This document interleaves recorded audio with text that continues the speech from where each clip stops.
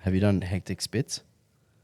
The worst one I did was, I did 2 bad ones. So my first Worlds and I think it was Junior Nationals 2016. I versed Sarah Rainbow, I think.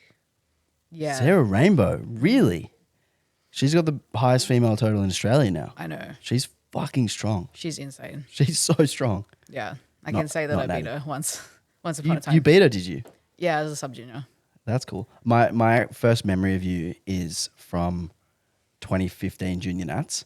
And I lifted the day before and they had all the heavyweight lifters on the final day. Yeah. And I was just like staying at the hotel that it was at. So I just came down into the comp to watch it before I flew out. And it was the 84 and 84 plus girls. Me and Paige going at it. And it was like, I didn't know who anyone was. I didn't know who you were. And then, girl benching 40, girl benching 45, girl benching like 65. And then all of a sudden you're attempting 100 kilos. And I was like, hang the fuck on a second. Yeah. And then I heard all these people behind me. Do you remember Brendan Paramore? Is that his name? I think so. He was like, oh, this is Beth. Like, she was talking to someone else like, oh, this is Beth. She's only 16. And I was like, holy fuck. And then, that was my first memory of you. Yeah, I did fail that 100 though. I remember that. And then you failed it again in Uzbek. Yeah, and then I got it New Year's Eve at the Fortress. At the Fortress. Or no, at Obsidian at that time. Was it Obsidian? Yeah, Fortress wasn't open. Oh, okay. Yeah, it was at Obsidian. I failed it twice there before I got it too. I knew I could do it. It was just like I couldn't get it pass back over my face pretty much. It was like I'd always just push it away. And at that point, I didn't have any technique. Yeah, you were benching like Tucky. Rogan, rather than, yeah. And then I think once I'd spoken to JP that session, because I knew every time I'd unrack, I kind of know if I'm going to get it. And that stays true to this day. Like I'll unrack something and I'll know straight away. And it's usually like 100% hit rate. That's like the opposite of me. Every time I unrack a bench, I'm like, this is going to go terribly. Nah. I know. Well, I'll get that feeling, but then I'll usually be like, nah, I shouldn't do this. And I'll put it back. That's the difference between a really good bench presser and me. So our first time actually meeting was in Uzbekistan. I think so. Or the first time we spoke, I think I'd seen you before at other comps. Yeah. So our first time I think actually meeting was in Uzbekistan and I actually handled you on the platform. Yeah. Do you want to tell everyone what happened? So I think, the highs of that were the world record squat that I got. That was pretty easy actually, I remember. Before that world record squat, I think traditionally people rub the top of the ears to get people riled up. And I had an industrial bar across the top of my ear, straight across. You can't see it on this side, it's on the other side. And I believe at one point, I kind of just felt like a sharp pain, but I thought he was just pinching my ear. Or I thought you were just pinching my ear. And was it when I came off, you saw the blood or someone saw the blood? No, Berkman saw it. Yeah, Will saw that. And it was just like blood dripping off my ear at this point. And it worked because I got the squat, but I lost a piercing that day. It was very upsetting. But yeah, I think I had, obviously, as you can see, I got a few more in there. I think I salvaged one, put it in the top, ripped it out, put like a crap ton of rubbing alcohol on there and just went on for the rest of the day, I think. So a 16-year-old girl getting bullied by, I think I was like 23. At that point, I liked the arousal though. You were fucking insane. I was headbutting bars and stuff like that. You were absolutely crazy at that point. Yeah. I still am crazy, but I tone it down or I tune in really well with it. And that's something that I use those times as a reflection of like, okay, I respond really well to arousal. Some people don't. I'm a very high responder, but I think the issue most people have around arousal is that they don't actually control themselves after. So if you let the arousal go, that's when your fatigue kicks in. So if you ever see me do a lift, whether it's in training on the platform, I won't actually celebrate anymore. Like I think after I got my 197 squat earlier this year, which I was stoked about, like because I failed 200 just a week before that. I was so hyped. And instead of me like cheering and running around like an idiot and screaming, I just kind of clapped and smiled. I was just kind of like really chill about it and I just get my breathing back. Those days I would get like riled up, jump off the platform, screaming, run around for 10 minutes. And like, that's where I would tank. And if you look at those performances, I never got a third bench. I never got a third deadlift most of the time. And it was when I started to control that I really took over. So I used those performances, especially Uzbek. And I think the other one was that same Junior Nationals 2017. or 2016, sorry, that I used to like, okay, these are what I can't do in terms of like my arousal level. This is what I can do. I can control it. I can look after it, but there's ways to manage it. But Yeah. back then, rogue, like I'd get slapped, I get yelled at, and I think you guys asked me, and you guys loved it too. Yeah. You guys got around the arousal. That was my like peak arousal level, Yeah. arousal era as well. Yeah. And like since then, like I've completely changed the way that I approach it now as well. Yeah. I almost used to get so anxious before lifting that I would just like mega dose myself with caffeine and almost have like an out of body experience where I would just go walk about. I saw with no-dos Yeah. and didn't know what they were. I remember it was Beck, I took 20 no-dos and I just went completely walkabout throughout the venue and like Will was handling me. He was like, bro, I couldn't find you half the time when I needed you. And I would get so anxious and worked up that like I would be completely exhausted by the time deadlifts came around. Yeah. And now it's like a lot more controlled and it's a bit more sustained throughout the day. Yeah. As opposed to like huge peaks, huge valleys. Yeah. Let's rewind to teenage Beth. Mm-hmm. Do you remember your first memory of being interested in the physical culture space? Like, is there any like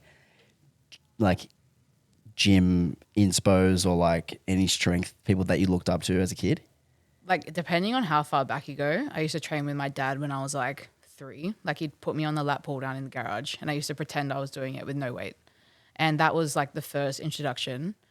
And that would happen and I would still train with him. Like it was very low maintenance stuff. Like he'd get me to do like a push up or something just because I wanted to be in the garage training and I thought it was like the coolest thing ever. When I've always been active, so my parents always forced me to do a sport because I think I was bigger already and I think they could tell if I didn't do anything, like my eating habits would not match up. So I always had to do something after school, always doing sport. And it was only like I'd reached national level athletics in school and I started to get some imbalances from training. And that's when I think at that point, I really needed to go to a gym and follow a program. I think I was 12 or 13 and I finally convinced my parents like, hey, I need to do this. And the physio I went to at the time, because I was already seeing a physio at 12 years old, as a normal person would, she was like, she needs to strengthen the other side of her body as well. Like it's going to get pretty bad because I was throwing javelin. So I'm just launching a 600 gram stick 4 days a week. And once I had started training, that's when the effort and the enjoyment like steered towards the gym rather than athletics. But I would say, yeah, it's just my dad really like just getting me in the gym. I don't have many athletic role models, believe it or not. I think like the motivation from things is like my old athletics coach and then also my dad helping me get into it. What about now? Do you have anyone that you look up to now or is it most? Yeah. So you're similar to me in that respect. It's like, it's cool what these other people do, but I don't derive any motivation out of it. Yeah. Like there's certainly like athletes that I see achievements like, even like I watch like Kobe highlights all the time, like the last 6 minutes of his game, last final game. And then also like even on hype mode, like comp week, I'll watch like Kathy Freeman's run at the Olympics. Like there's still performances that I find inspiring, but they're not people I think about every day when I train. Like, And they're not powerlifters either. Yeah, I don't really have, I think powerlifters are cool, don't get me wrong, but I'm not. I don't. I think some of them are cool, to be honest. But yeah, like not all of them, of course, but some. But they're not the people that I like wake up and like, damn, I wish I could be like them. I don't know if it's, you know, something narcissistic in me because I met them when I was younger and I look at them a bit more as peers, which is, I don't know, something else. But yeah, I feel like a lot of the people in powerlifting, they're cool, they're doing a great job. They're definitely inspirational, but they're not my only purpose or my only motivation to train. Yeah. So you mentioned before that, you know, you were 16 years old doing international competition. And then you did junior, sub-junior worlds, another junior nationals, and like it was all very high level at a pretty young age for you. Yeah, I did one local comp in 4 years. So it was like, you know, international, invitational, international. Yeah, because every time I won worlds, I'd re-qualify for the next national, so I never had to do the local comps. Yeah. So literally 4 years straight of just high level. Yeah. So from 2015 when you started up until around like 2019 or so, you were competing at that high level. Yeah, the last comp I did was the end, like very end of 2017. So it was 15 to 17. Oh, so it's only 3 years. Yep. And then you experienced like pretty hefty burnout. Yeah. Can you explain what caused that initially? Yeah, well, I think we already touched on the intensity of competition. And I think the expectations that I placed on myself were quite high, which is seen in the results I got, obviously, because there was some sort of intrinsic motivation to do better. But at the same time as that, it was really really hard for me to go to some comps and not do what I thought I could do. Whether or not I had the backing externally from, the coach or the gym at the time or the program, like it's all generalized back then. But I think I got really in my head about it all. And then on top of that, in layers, finishing school, not knowing what I was doing, I thought powerlifting was forever. I had a slipped L4, L5, couldn't bend down to make my bed, let alone pick up a barbell. So there was a lot of things compiling at the same time. And I think the switch that I made was, at the time I was extremely injured, like to the point where I literally couldn't tie my shoelaces. And I was like, I need to figure out what I'm doing. I had a bit of pressure from my parents too, to be like, you can't just like be injured at home. I wasn't working at the time. They supported me through my last year of powerlifting. And I just need to find something to do. So I got a casual job, started working and started just being a teenager a bit more, because I spent 3 years of being pretty like onto it with training 4 or 5 times a week, tracking what I eat, weighing myself every day, which, normal teenagers don't normally do. And yeah, I think the burnout was just kind of like a compilation of all those things together, where I really just had external stress from finishing school, external stress from all these comps that I'm doing, and then internal stress of injuries. And it just led me to not wanting to powerlift and having some time away and finding out what I wanted to do and what I enjoyed again. And, we were talking about this off air as well, was like the intensity of each of those comps from a stress perspective of how much stress you put on yourself, with how hard your training was, and then also how hard you would cut, and then all those kind of things. Can you talk about some of the stuff that you were doing during those time periods that led you sort of to do things a bit too intensely? I guess on the intensity side of things, the first worlds I went to, I put the idea in my head that I was going to be the best person there, and I was 16 I think at the time, so 2016, no, I was 17 at the time. So I was a little bit naive, I guess. Like I just kind of topped everything in Australia. When I had done my research for that Clean Worlds, the nominated total I had was second best. And I thought I put myself in a position to, take the best lifter. And at that point I was really heavily overweight. Like 3 months out, I was like 90 kilos and I needed to be 84. So in itself, I think that comp really put a halt on my progress, because I had to do all these things like I shouldn't have to do at that age, which is like, take all the track meals to school, track all the food. I'm in the classroom, like eating at certain times, getting in trouble for this. And like teachers didn't understand, the other kids didn't understand. And I think the momentum that I put onto that world in itself was one of the major burnouts that I had first off, because I just tanked it. I think I did 5 for 9. I still won the weight class, but like I think I only got opening squat and dead and two. I think I did get 3 benches, but it was just like nothing there. And I remember hearing about that comp, and JP was handling you. Yeah. And he remembers like seeing what your openers were put in at, and then seeing your, I think, second last warm up. Yeah. And then you ran, like sprinted from the warm up area we to had change like to change your 13 opener. seconds. Yeah, it was crazy. But at that point, so I think from memory, I wanted to open at 160, and I had done 170 for a double in training. Obviously, I was like 89 kilos, 90 kilos, so it's going to feel heaps different. But in my mind and with my education at that point about training and progression, I was like, well, I did it before, so I can do it now. Obviously, I know that that is not reality. And yeah, JP literally, he stopped me from bombing, like bless him. He sprinted and like he didn't even ask me how that was. Like he saw it and he was gone by the time I racked it. I think if he didn't do that, I would have bombed for sure, because I failed 170 twice after that. And that's, I think, a common mistake that we see with particularly newer coaches, is just assuming that you're going to be able to do what you can do in a competition that you've already done in training. And not taking into those factors like, perhaps you were squatting high, perhaps you were really heavy in body weight, perhaps you were super aroused in that particular session and low stress, and now you're really stressed going to the comp. And all of these little factors that can just take a couple % off the top, and a couple % off the top, looks like a lot with an elite performance. Yeah, it does. Yeah, it really does. Especially with momentum as well. Like if you aren't open to the idea that it's going to change on game day, then you're really going to set yourself up for a loss if something does happen. Yeah. So that's why we try, I'm sure you do it too, is just try and educate the fact that anything can happen. And I think that's one of my favorite friend Tian's saying, anything can happen.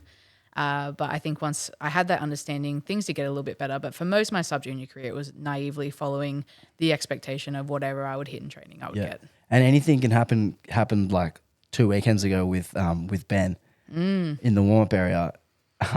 He had some sort of an accident with a bar jack and ripped his toenail off before squat warm ups. It was literally 26 minutes. I had a timer on my watch. It was 26 minutes before the flight started and we needed to start warming him up. We were delaying him because he was later, but now we had to warm him up earlier because he was going to be sooner. And a barbell jack got kicked into his toe while he was just getting changed of his footwear. So normally we wouldn't have feet exposed, but it was just a really freak accident. And the person who kicked it was just trying to hand bend something, so it wasn't malicious or anything like that. And the whole toenail was lifted off, and I'm thinking like, wow, like what have I got myself into handling this guy? I thought it was going to be chill for the last session, have some fun with Ben. And me and David from Perform Motion looked at each other. We were helping each other on the day. I was like, I don't know what to do right now. Like this is crazy. But I think Ben is one of the more headstrong people that I've trained with because I used to train with Ben. And he immediately knew what needed to be done. And he was willing to do whatever. Like he told us, he's like, I don't care what is going on with my foot right now. We just need to get back up there and get training. So me and Davey just ran with that. But anything can happen even up until you start warming up. Yeah, and I remember saying to Charles, who was in a pretty tight head-to-head competition with Ben weeks ago, like, you know, you're tilted to finish 4th or 5th at this point, but you don't know what's going to happen with those top 3. Like anything could happen to the top 3, and it just happened to the wrong bloke. Yeah, like it should have happened to one of those other 3 guys, and then maybe we could have got on the podium. Yeah, if there was a big shuffle around like that, but even then, Charles came up to me after he saw what happened, and he even said like he was pretty devastated because no one wants that. Yeah, even in like a head-to-head competition. Yeah, like, you want to beat someone at their best. Exactly, and I think they would have had a really good battle by the time it came to it too. So it's a bit disappointing, but you know, anything can happen apparently. Yeah. So you went through this period of burnout and injury. How long did you have off competing at that point, and what was the road to recovery like? Did you at some point think like, hey, I'm never actually going to do this again? Or was the plan always to come back to it? I honestly thought I wouldn't do it again. And that might have just been because I did a complete 180 because I went from being so invested and putting everything into it to just burning out. And like I said, there's no middle ground when people 100% throw themselves into things. So because I went that route, I just did the complete 180 and I was so off powerlifting as a sport. But I had always trained. So for me, I was still going to go to the gym and I needed to squat, bench and deadlift to some capacity, whether it was like a leg press or a hack squat or just some sort of squatting movement. Squats and deads were the main issue at that time. In terms of the road to recovery, so I went through pretty much just a recomp stage. I wasn't satisfied with how I was looking. Hired a nutrition coach who was Gary from Prime Performance, and he helped me just work down in body weight to a lower side being in years. I think I got down to 75, which I hadn't been that since pre-powerlifting, so 2014. And I was feeling a lot better about myself. And within that weight loss style, I was self-programming because I couldn't afford to jump on with a coach at the time. So I was self-programming. I kind of did some research on YouTube. It was still very much percentage-based, linear progression sort of stuff, but mainly bodybuilding, like high reps. And my recovery was really to the respect of Jack. He used to work at Balance, and now I think he's at North Shore Physio. But Jack Simmons, I went and saw him, and I said, I am crooked. I don't want to lift anymore. This is my last resort. And I think it was because Maddie B had been seeing someone from Balance, Nick. Yeah, Nick Pups. And I had heard good things about Balance, and they're actually very close to my house. I went in there, and Jack said to me, I think he could tell from the vibe that I was done, and he had seen who I was. He's like, if we can't fix you in 3 sessions, I'm not going to charge you, and you can walk away, and, you know, it is what it is. And by the 3rd session, he got me squatting, and I didn't have hip pain because at that point it was hip pain with a capsulitis sort of like jamming in there. And then I was getting the fat pad impingement from shifting on the hip pain. And then I also had the disc injury. It was like inflammation around the disc. Were those 3 things, well, obviously the hip and the knee were related, but what about the back? Was that related to the hip? Yeah, so the hip started first, and I'm still to this day hiked up on the left side. That's crazy. That's just my natural formation. But yeah, it was from the hip and just excessive volume and squatting over time. Like we're talking 5x10s back in the day. It's crazy. I never put that on my worst enemy. Love the beltless, sleeveless cycles as well. They were great. Yeah. So yeah, doing those, and then obviously repetition over time, leading to movement discrepancy. And that was where things really started to flare up. The knee came first and the back was last. So my back was obviously just taking the load at the end because everything else was failing from the ground up. But yeah, Jack pretty much, he went through everything with me. And within those sessions, Jack was explaining everything to me in as much detail as possible because I was asking him. I was so fed up. I was like, no one else has been able to help me. Other practitioners haven't been able to help me. I'm really just coming to you because I need to be able to wake up and do things throughout the day, go to work without pain. At that point, it wasn't even about training. It was just like, I need to live my life. And he went through teaching me about the movement of the pelvis in those sessions. And that kind of sparked the interest for me to learn more about it. So within that self-training progress of doing the bodybuilding style training and losing all that weight, I just started to understand how the pelvis moves and how the rib cage moves together. And then I was able to, with Jack, program myself out of the hip and the knee pain. The back was still kind of lingering on and off, which lasted a little bit longer. But I think it was really towards the end of 2019. So right before, like we mentioned, I got my tat done.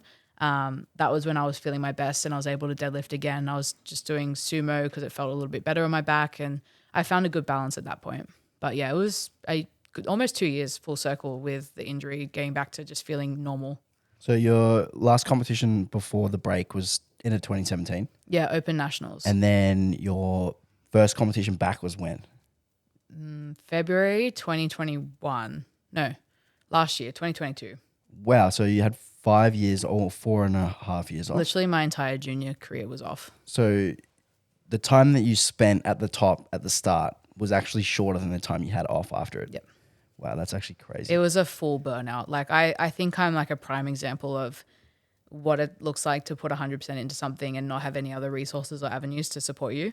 Yeah. And yeah, it was just a full burnout for 4 years. And I spoke about this with Matt. I don't know if you listened to that episode, but we spoke about people going all in their own respect. Yeah. And this is something that I actually really admire about you is like your all in just looks so different to how it used to. Yeah. Because you've learned from all the mistakes that you made in the past where everything was pushed up to 100 out of 100. Yeah. Or even further than that. Like as far as you could possibly do it. That's how you used to do it. Yeah. And now you have, built-in times to, muck around with your friends and go to raves, go on holidays and not train at all. Yeah. Do you think like this sort of more relaxed approach now is going to keep you in powerlifting for the next decade or next 2 decades? 100%. Like I'm more hungry than ever to just be at the top of any sort of level of lifting, whether it's dots, kilos, all-time records, all that sort of stuff. And the enjoyment that I have is because I can just take a step back and be like, it literally doesn't matter. It doesn't matter if I do it or not. No one cares. No one cares. No one cares. I care, but no one else does. Yeah, no one really should care except you. Yeah. And I think when I can like check myself on that moment, especially like you mentioned, like not training when I was away, which was I think it was 20 to 12 weeks out, that whole period of States prep. And I thought about it and I was like, it wasn't like a cocky thing for me to be like, I'm comfortable with coming back. It was more so like I've trained on and off consistently since I was 12, 10 years. I don't need to, take time away from my holiday for this specific moment. That I was so comfortable with the idea that I knew that when I got back, it was time to work. And I think that's the balance that I have right now. It's like I'm doing everything that an athlete needs to do when I need to do it. So like I'm eating properly, I am sleeping properly. Like I sleep 8 hours a night minimum. Like my clients, they cannot reach me after 8 p.m. at night. Like, and I'm not available 24 hours. I'll openly say that. I have very clear working hours and that's part of my balance with being an athlete and a coach.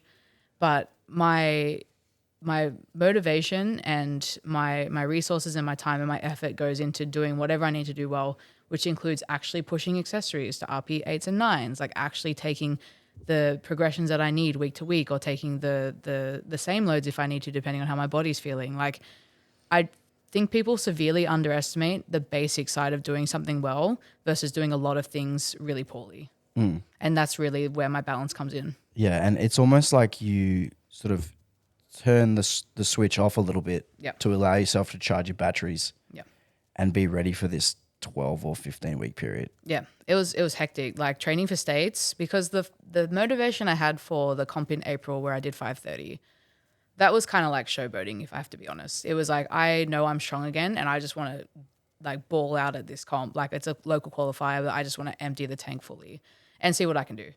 External variables at a novice comp are a lot more chill as well. Like I knew that there wasn't going to be any like podium battle. I didn't care about overall. It was just like, I just want to empty the tank and show everyone what I can do after all this time off. And I think that's an important point. Sorry to interrupt, but I think that's an important point, is that when you are competing at a really high level, you don't often get the chance, or sometimes pulling for the win or making strategic attempt selections actually get in the way of, like you said, emptying the tank, but also can get in the way of attempting records or attempting PBs. Yeah. And, you know, when you are at this level, it's a good idea to every now and again at a local meet with zero pressure, with nothing riding on it at all, no stress. Like we saw Taylor Atwood did his best ever performance at a local, what was it, like 8:38? Yeah. It's a good idea to do that in that low stress environment. Yeah. And then you feel like you've accomplished that and you've ticked off and you know what you're capable of at the top end. Yeah. And then the national championship day is about doing whatever you need to actually win. Exactly. Unless you're fighting for a QT at this point, like the QTs in Australia are so low anyway, so hardly anyone's fighting.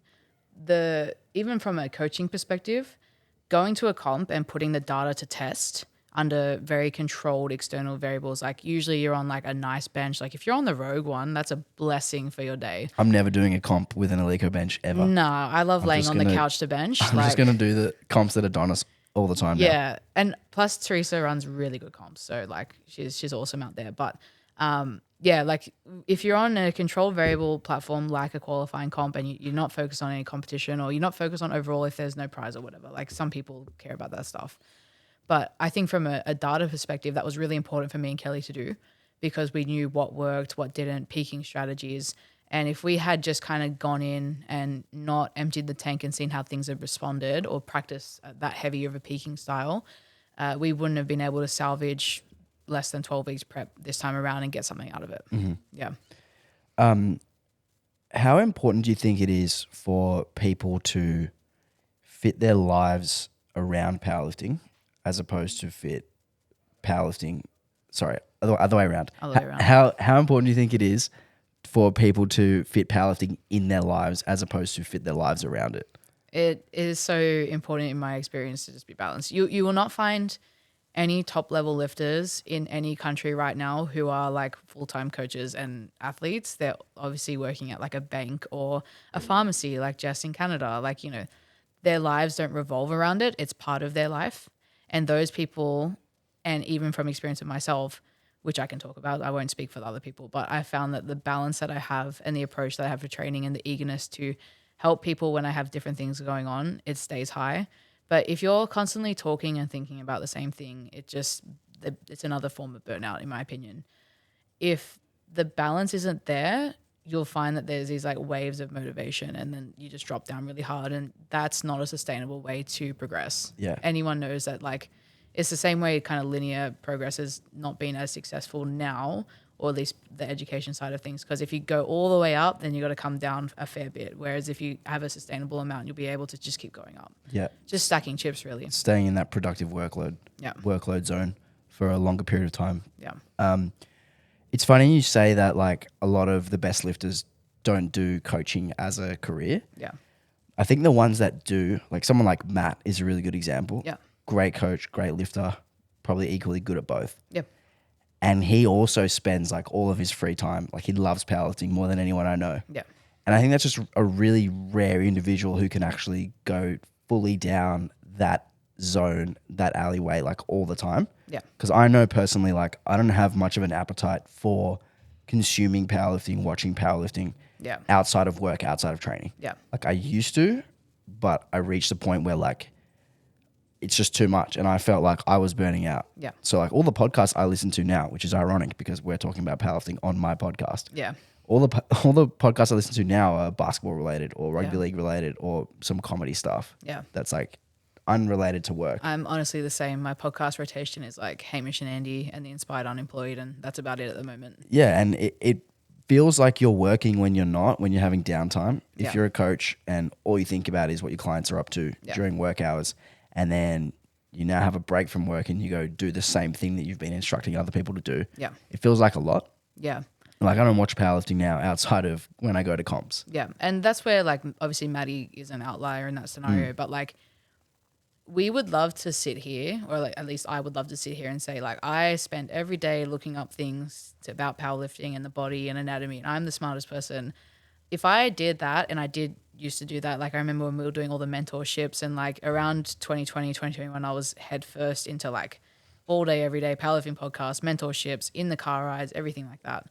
But if I did that, I'm doing a disservice to the team that I look after at the moment who trust in me to make the best decisions for them because I can't afford to burn out.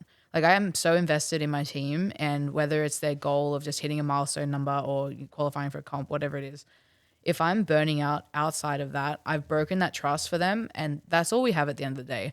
Like I can pretend to be fancy and pretend to be like the most sophisticated, educated person, which I'm not, but if I'm not believing in them and doing everything I can to support them and back them, then I'm doing a disservice. And that's something that I would not want to look back on as a coach or as a lifter and say that I'm doing. Yeah, you need to have the emotional capacity and emotional space to be there for them, because that is really the crux of coaching, is not about learning all the ins and outs of technique or the ins and outs of every potential possible programming decision.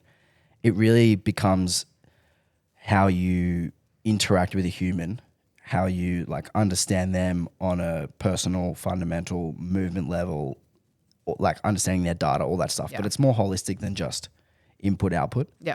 It's much more about being there to listen to them and to make changes based off of what they're actually saying, as opposed to like, hey, I learned this thing, we're going to do this thing. Yeah, and just switching it up on the spot. Yeah. Just not good. Yeah. What is my next question? What advice do you have for younger lifters who struggle to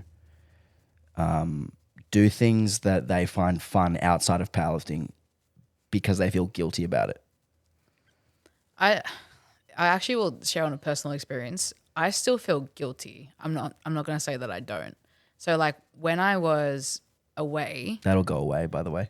yeah, like I felt guilty not training, but I also had a stronger instinct to enjoy my time. And luckily my partner there, Stefan, he was really supportive and said like, do what feels right, do what feels natural. If you want to train some days you can, if you want to train if you don't want to train other days, you don't have to. But I just ended up not going because we were so busy. But the guilt was definitely there. I think in terms of the management for the guilt that I had, it was just remembering that nothing is forever.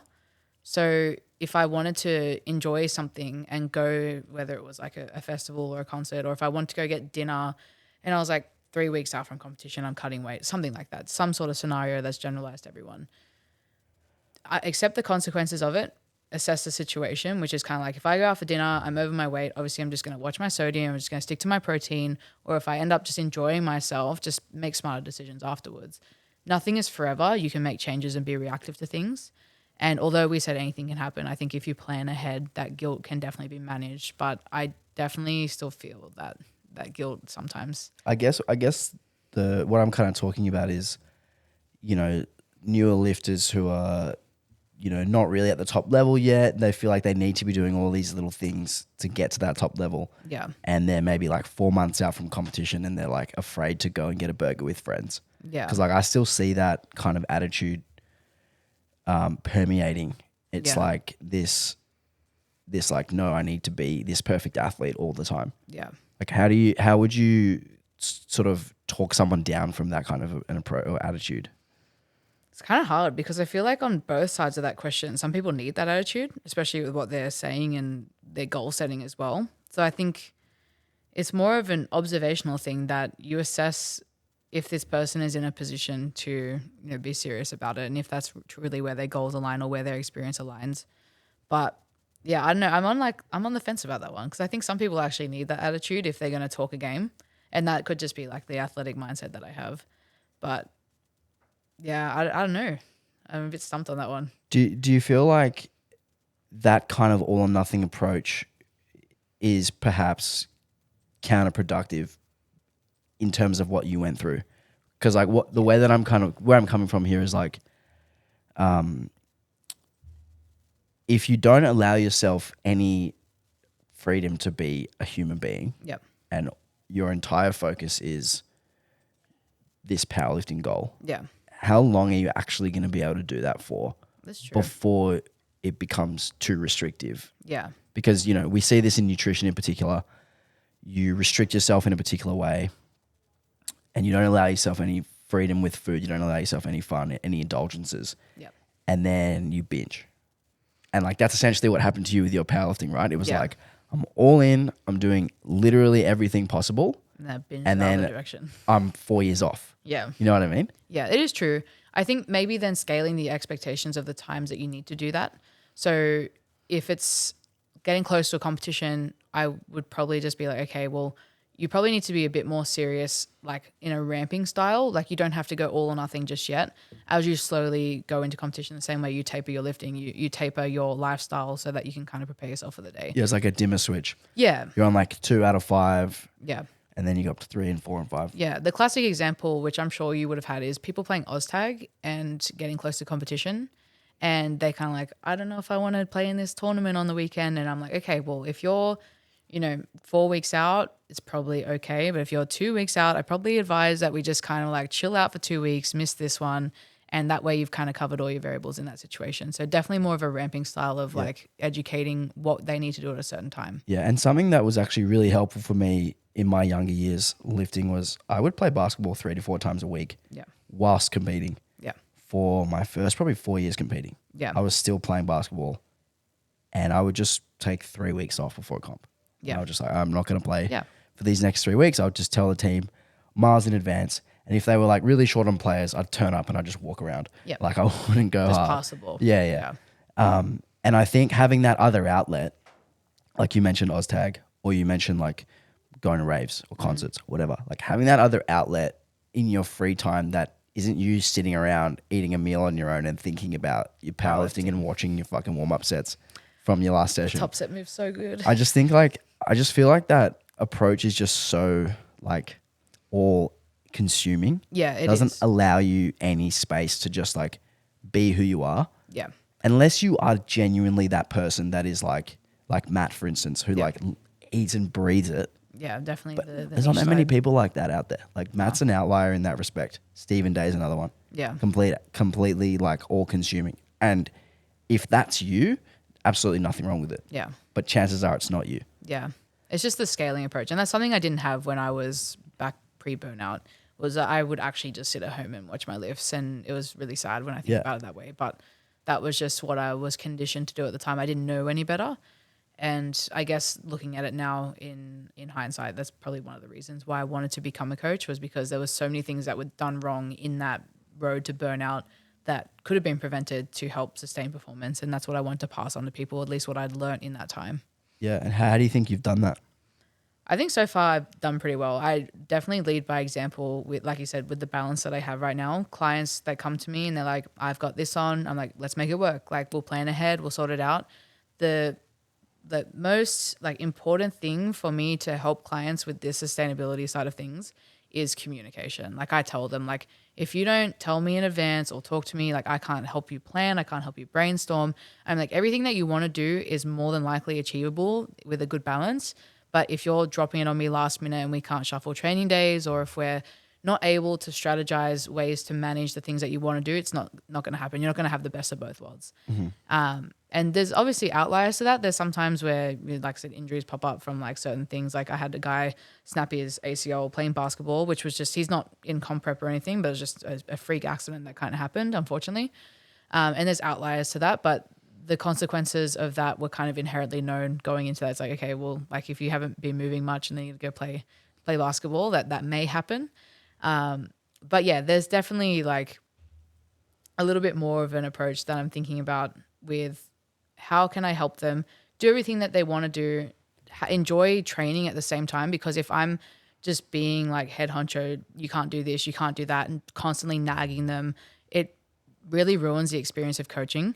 And I would hate to be the person holding someone down from doing something they enjoy, whether that's in the gym or outside the gym. And that's something that I think other coaches might need to learn as well, is that you're not in control of these people. You work for them and it's your job to figure it out. It literally is our job. It's your job to meet them where they're at with their current lifestyle. Yeah. Where they're at with their current expectations and where they're at with where they want to be. Because like, as we were talking about before we started recording, you had a client who told you that he wants to podium at States, but he's miles off it. And his actions aren't aligning with his words. Yeah. And it's, you know, you're not going to have that same conversation that you would have with him where like, hey, your actions aren't aligning with your words, with someone who's less serious. Yeah. Because you would allow them more freedom to be themselves and live the life that they want to live. Exactly. And that's all about learning that person and communicating with that person and asking them questions about what they enjoy in the gym, so you can give them some of that stuff in the gym so they enjoy it. Yeah. What they like to do out of the gym and sort of where that balance ends up. Yeah. Yeah. I'm going to finish with one last question. I asked Stephen Day this same question, and I haven't prepped you for this. Okay. What's the worst piece of coaching advice you've ever given? I've given or I've been given? Let's do both. You don't have to name any names. Oh. Coaching advice, man. There's so much, like, in terms of both sides of that question. I wouldn't regret, I'll do the one that I gave first, and I wouldn't regret doing this because at the time it worked. In like, if I talk to Raz, who's my employee, when he started with me, he was extremely broken. And I told him that we need to be extremely non-specific to help him like fix everything that was happening. So I literally had this guy doing like snatch grip RDLs, front squats, and like all this non-specific stuff. It did work, but it was probably the worst thing at that time for a buy-in for someone. And I look back at it and I cringe so hard because I just signed on this like really strong young kid, and I'm like, right, we're not going to powerlift. And I was like, wow, what was I thinking? But And all he wanted to do was powerlift. He knew. I think the thing that saved me in that dynamic was every time I onboard a client, at that time I was going through a call as well, but nowadays I kind of go through a 30-40 minute video of like, this is what's in your program. I go through their pre-screen assessment. This is how you're moving. This is how we're going to improve it, all that sort of stuff. And I wrote this like really non-specific program, like crazy. He wasn't even doing any SBD. That was like normal format. And I explained everything to the detail, and I have the Zoom recording because I saved it because I was like thinking I'm going to like go back and like change this guy's life. But I really just wanted to look and test at that time of like how I was doing and, you know, assess it later, which was something I learned in a mentorship. And I explained everything in the most basic anatomical detail about how he was moving, and it worked, which can just kind of go to show that anything will work if someone does it properly. But yeah, it was just like that advice of being like extremely non-specific to someone who just wanted to powerlift. I just cringe at that when I went through that stage. And if you ask Raz, he'll just laugh at it too. It was a bad time. That's funny because I remember when I was coached by Amir and I had just done Uzbek. And no, I just done the comp after Uzbek, and I decided to go up to the 83 class. Yeah. And he wrote this program for me that had no powerlifting in it. Is that the Canberra comp? Yeah. Yeah, I was down there. Yeah. So the Canberra comp, and then after the Canberra comp, I was like, all right, I'm going up weight class. I didn't do well again. I'm like, okay, I need to go up. Going up weight class, Amir written me this program that has like zero powerlifting in it. And at first I was like, oh yeah, cool, like some different stuff. And about 3 weeks in, I remember complaining to him so hard that I didn't have any SBD because all I wanted to do at that point, I'd only been powerlifting for 2.5 years at that point. Yeah. I just wanted to do powerlifting, and like I'd signed up with him to do powerlifting, and then he wasn't letting me do powerlifting, and I hated it. I was so upset. That's the gatekeeping, I guess, in hindsight, where we're kind of like, you can't stop people from doing they enjoy. Like you have to talk and communicate about Exactly that sort of right. stuff. And at that point, it was just like, you know, they had a coaching system, and everyone followed the same program. They had like off-season block. Okay, here you go, do this off-season block, and it wasn't like tailored to match the person's enjoyment or meet them where they're at, like we were saying before. Yeah, very little input. Yeah, and I think that's a huge difference with how the coaching sort of community is now. It's all individualized, completely personable. Yeah. And it's all, you know, the coach listening to the athlete. And the athlete essentially is dictating a lot of the decision making. Yeah, I think I actually was talking to David from Performotion about this recently because... What is his last name? Because I just call him David per formation. Hoffman? Okay, I yep. think. Don't quote me on that. That could be bad. To me, all of those perf coaches are just, It's just per formation. their last name is just per Yeah, formation. they're adopted into the family. No, I think it's David Hoffman. Don't quote me on it, but I'm pretty sure. Shout out, Dave. I was talking to him about this too. And one of the situations with Raz again was that we went into a more collaborative style of coaching where I would really heavily listen to his input, but to the point where I kind of lost touch with myself. And I think that again is like the flip side of that coin, where when you have such a heavy input and you don't back your own beliefs and your biases, and biases are only bad if they're not educated. If your biases that you're blindly following, that's where it's naive. But if they're biases that you've chosen to follow for this specific person, for this specific issue, that's the decision made for the best interest of the lifter. That's something to listen to, yeah. Yeah, it's a decision made for the best interest of the lifter. And I said, like, at this point with Raz, that it was like just before his Commonwealth last year, we'd gone into this like more volume style, like very much like, I want to say like lots of like 5x4 sort of work, like very like chance sort of style programming that we'd seen on his podcast and Raz was interested in. And at that point I was like, we can trial it out. Like, I'm not opposed to trialing something new. But then when something went wrong and I went to troubleshoot, I literally had no idea what to troubleshoot because it wasn't what I believed in and what I knew and what I was comfortable with. And I think that's the flip side of that, where it's like you want to have as much input as possible, but us making decisions on that input and what we need to change and what we don't need to change, and not changing things is also input. So that's where I kind of like cross bridges with both that, where I'm trying to communicate more, listen to what they need and listen to what they enjoy and make the best out of the situation. But there is the flip side of you can lose touch with yourself. And at the end of the day, they're coming to you for your input and your help and your guidance. And if you lose touch of that, then it's just a recipe for disaster. Yeah, and I think like every coach has a system, whether they know it or not, whether they've written down this system in a particular way. Yeah. Every coach has some sort of a system by which they make decisions, by which they troubleshoot, certain programming decisions. Yep. And if the program starts to resemble something that doesn't look like your system, it then becomes harder for the coach to actually make the right changes to help the lifter along. Yeah. And I had this similar issue with Matt where like I initially hired him because I wanted him to just take over and let me be the athlete. Yeah.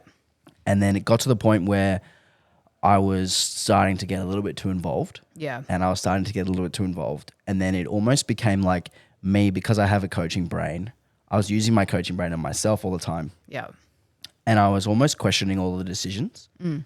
Whereas when it was going really well, Matt was explaining to me why he's made the certain decisions. Yeah. And I was like, okay, cool. Like, Yeah. let's do that. Yeah. That's And- something that I struggle with Kelly at Yeah. the moment, on and off. Yeah. But Kelly is like really, really insightful into when I need to talk, and when I don't, like she'll tell me. She's like, you need to tell me what's happening here. The last comp we did in April, I was just complete automatic mode. You tell me what to do, I'll do it. And I think the only mishap was really that last squat session I say like as a meme, it was a misgroove. It did roll pretty heavy up my back for me to fail that 200. But it was a very clear change in my technique in that squat, which I was a bit annoyed about because I think it really was there. But I probably didn't need to do it then. I could have saved it for comp in hindsight.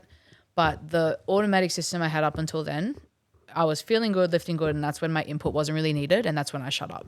It was like, I'm feeling good, I'm progressing, I'm doing everything I need to. You don't need to say anything to Kelly right now. Let her steer the ship, let her take charge, and that's exactly what happened. Yeah. Now I have a bit of an MCL strain, haven't really checked it out, some sort of medial knee pain going on.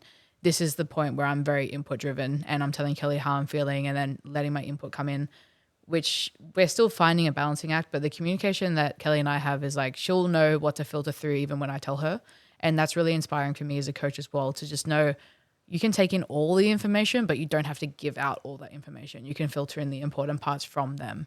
And I think being surrounded by someone like Kelly as my primary influence on what a coach should be like is really important for my own coaching style. Yeah. And I think that's a really important point, is that the client needs to communicate all of the information and the coach can take, like you said, filter it out. Yep. Take which parts of that information are actually useful for the decision-making process. Yep. And kind of leave the other stuff to the side. Yep. Because there is a lot of stuff that gets communicated to us, which, often doesn't really matter. Yeah.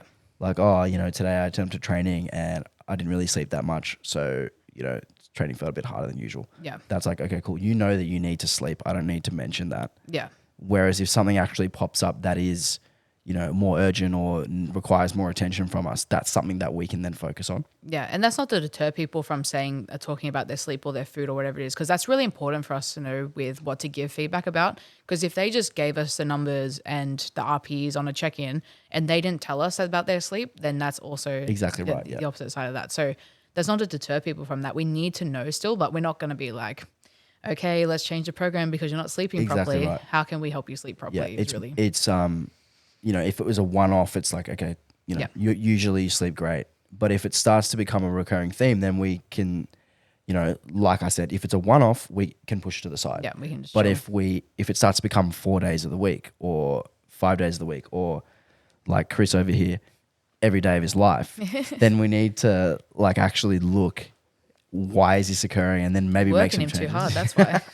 I've seen it today. All this podcast producing, man, he's just sitting there doing absolutely fucking nothing. All these Optus cutouts getting to him.